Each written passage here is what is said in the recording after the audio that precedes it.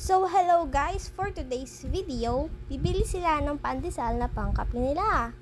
Yan guys. Ang oras na to guys is 9:30. Yan.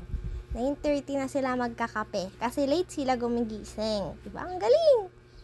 Yan guys. Inaayos na ni daddy yung sasakyan niya or yung tricycle niya para maayos niya maisisindi yung motor.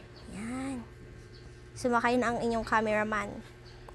Yeah, guys, simula na sila nagda-drive na si daddy. Yan, muntik pa nila masagasaan yung aso. Sobrang galing nila. Yan guys. Yan. Liliko na sila. Yan. O, diba guys, naging turbo yung ano nila, yung motor nila. Ang galing. Ganyan guys. Punta sila sa highway kasi doon yung pagbilihan ng pandesal.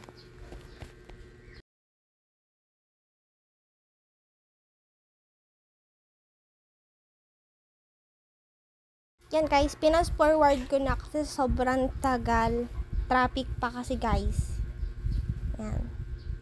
Ayan, naghintay pa rin sila para makatawid sila dun sa kabila.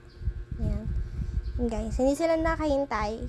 Kiduman sila sa ibang daanan. Diba? Ang galing nila. Hindi sila dumaan dun sa pinakagitna talaga ng kalsada. Sa pinakagilid sila dumaan. Yan. Ang galing po nila, muntik na sila sa black na sasakyan. Yan. Kung saan-saan kasi sila dumadaan eh. Yan guys.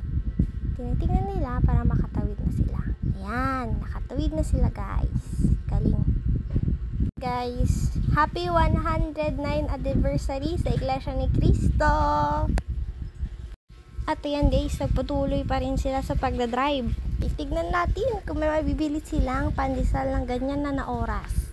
9:30 ba naman? Grabe. Ayan. Malapit na sila sa pagbilihan nila ng pandesal. Ang bibilihin po pala nila ng pandesal ay cheese desal.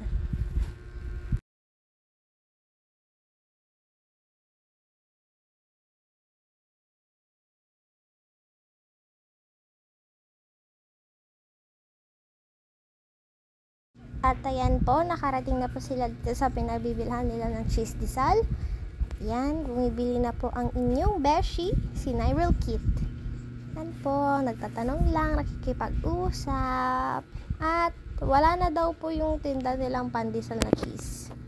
Guys, sa iba sila bumili, kay Asyang Desal. Yun, kay Malunggay. Be healthy and be strong. Ganon. Parang hindi na grade 2. Char. Yan na po, nakabili na po sila. At makikita nyo po, yung nagtitinda na kumukuha na ng pandesal. Ayun, nakita nyo po yun. Nagluluto siya. Bye!